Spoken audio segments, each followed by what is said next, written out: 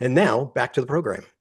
So, Nicole, we were talking about sovereignty, but what Cyberfort does goes even beyond that. And like you said, you don't just stop at the sale, you stay with the customer.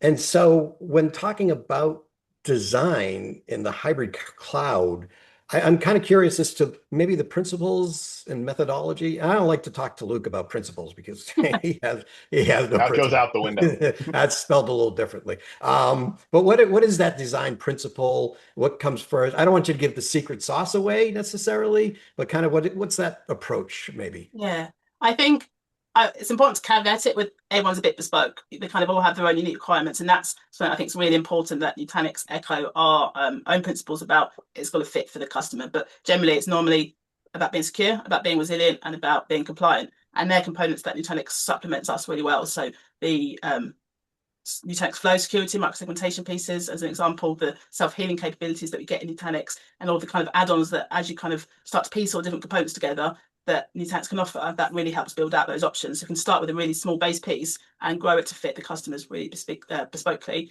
working on what's important to them. And what I really like at the recent announcements that you were talking about at the start, and with the external storage, I think it's going to be a huge opportunity, particularly for service providers. So I'm really looking forward to seeing that come into play now. Yeah, and you talked about this a little bit, and Luke, this is right in your wheelhouse as well, because I know you created a lot of this and you were driving a lot of this, and you mentioned it briefly, Nicole, but it's that standardization and that validated architectures that go with and is the benefits of the powered by Nutanix. But then we have the SP Central as well that was announced at .next, and I'm just looking for like how important as an SP are these tools in the toolkit for you?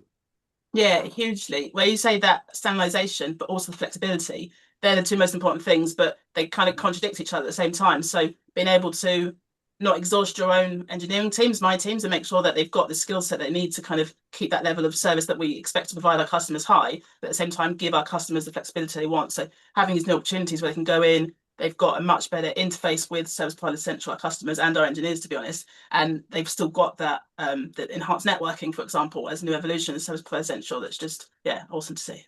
Yeah, I got a kick out of seeing the SP Central last week, Luke.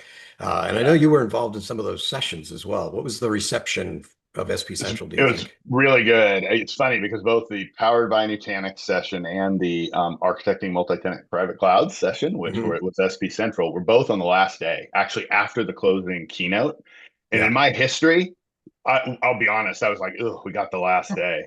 They both were packed. The Powered by Nutanix one went, oh, they had to shut us down. They literally said, you guys have to stop having conversations because we went Get over. out. And same with the SP Central one. And I think that just shows that it shows the interest, it shows the value.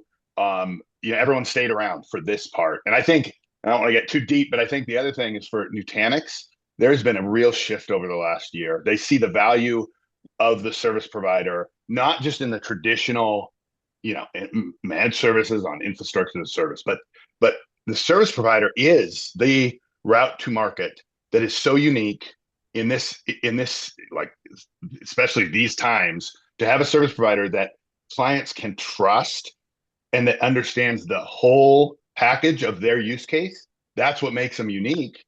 And so Yeah. if their that sovereignty is vital, they can actually go to Cyberfort and Nicole and her team, and they build trust with them. It's not just buying, a service here, a service there. And I think service providers are in a very unique spot. It doesn't mean it's not complex and difficult still. They have a very hard job.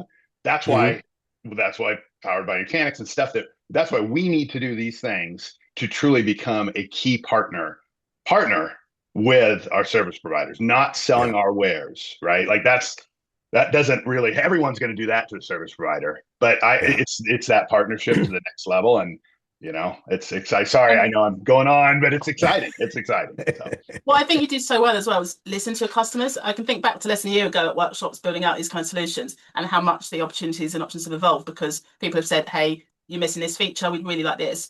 And now it's there. You're delivering it, which is, yeah, Yeah. awesome.